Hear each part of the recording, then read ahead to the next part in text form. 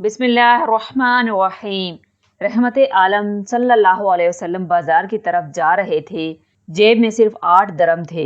راستے میں ایک ضعیف عورت بیٹھی رو رہی تھی۔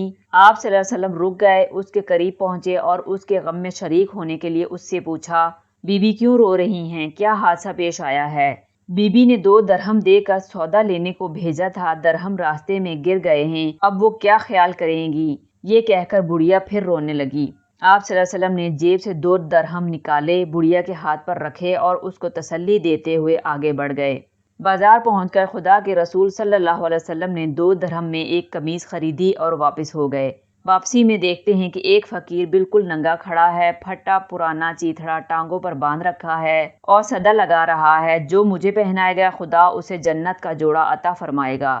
آپ صلی اللہ علیہ وسلم ذرا رکے۔ فقیر نے پھر صدا لگائی، جو مجھے پہنائے گا خدا اسے جنت کا جوڑا عطا فرمائے گا۔ آپ صلی اللہ علیہ وسلم نے وہ قمیض اسی فقیر کو اسی وقت پہنا دی اور پھر بازار کی طرف چل دیے۔ وہاں جا کر آپ صلی اللہ علیہ وسلم نے دوسری قمیض 2 درہم میں خریدی اور اپنے گھر جانے کے لیے واپس ہوئے۔ دیکھا کہ راستے میں پھر وہی بڑھیا کھڑی رو رہی ہیں۔ آپ صلی اللہ علیہ وسلم نے دریافت فرمایا، بی بی اب کیا بات ہے؟ وہ بولیں، یا رسول اللہ صلی اللہ علیہ وسلم، میرے ماں باپ آپ پر قربان، میں کہاں تک آپ کو پریشان کروں؟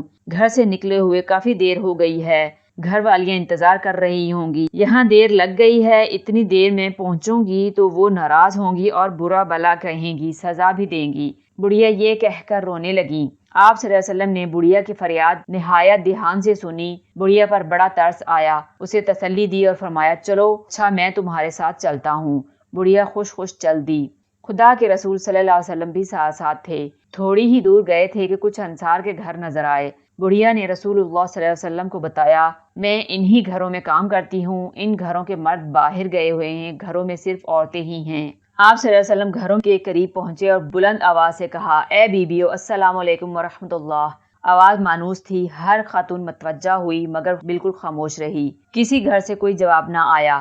آپ صلی اللہ علیہ وسلم نے پھر بلند آواز سے کہا، السلام علیکم ورحمۃ اللہ وبرکاتہ۔ پھر وہی خاموشی رہی، کسی گھر سے کوئی جواب نہ آیا۔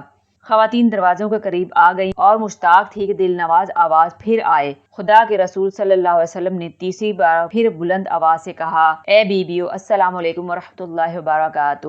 تیسری آواز پر سارے گھروں کی عورتوں نے مل کر جواب دیا، وعلیکم السلام ورحمۃ اللہ وبرکاتہ، فداک ابی و امی۔ آپ صلی اللہ علیہ وسلم نے پوچھا، بیویو کیا تم نے میری پہلی آواز نہیں سنی تھی؟ یا رسول اللہ، ہم نے آپ کا پہلا ہی سلام سن لیا تھا اور آپ کی آواز بھی پہچان لی تھی، لیکن جواب اس لیے نہیں دیا کہ آپ کی زبان مبارک سے سلامتی اور رحمت و برکت کی دعائیں ہم اور ہمارے بچے بار بار سنیں۔ عورتوں نے عقیدت کا اظہار کرتے ہوئے کہا۔ خدا کے رسول صلی اللہ علیہ وسلم مسکرا دیا اور فرمایا، یہ تمہاری خادمہ ڈر رہی تھی کہ تم اسے ڈانٹو گی اور سزا دو گی۔ اتفاق سے اس خدا کی بندی کو دیر ہو گئی ہے، میں اس کی سفارش لے کر آیا ہوں۔ رسول خدا صلی اللہ علیہ وسلم کے الفاظ سن کر خواتین کی آنکھوں میں آنسو آ گئے اور یک زبان ہو کر بولی، یا رسول اللہ، یہ آپ کو سفارش میں لے کر آئی ہیں تو آپ گواہ رہیں، ہم اسی وقت اس کو آزاد کرتے ہیں، اب اس پر کسی کا کوئی حق نہیں ہے۔ باندی کی آزادی پر آپ صلی اللہ علیہ وسلم کا چہرہ خوشی سے چمک اٹھا اور آپ صلی اللہ علیہ وسلم ان نیک خواتین کو دعا دیتے ہوئے خوشی خوشی گھر واپس آ گئے۔ مکہ فتح ہو چکا ہے اور لوگ جوگ در جوگ اسلام کا شرف حاصل کرنے کے لیے رسول اللہ صلی اللہ علیہ وسلم کی خدمت میں حاضر ہو رہے ہیں۔ آپ صلی اللہ علیہ وسلم کے رفیق غار سیدنا ابو بکر صدیق رضی اللہ تعالیٰ عنہ بھی ایک کمزور بوڑھے شخص کو لیے آ رہے ہیں۔ بوڑھے کی ٹانگیں لرز رہی ہیں، آنکھوں کی بینائی جاتی رہی ہے، کمزوری کی وجہ سے سانس بھی پھول رہی ہے۔ یہ ابو بکر صدیق رضی اللہ تعالیٰ عنہ کے والد ماجد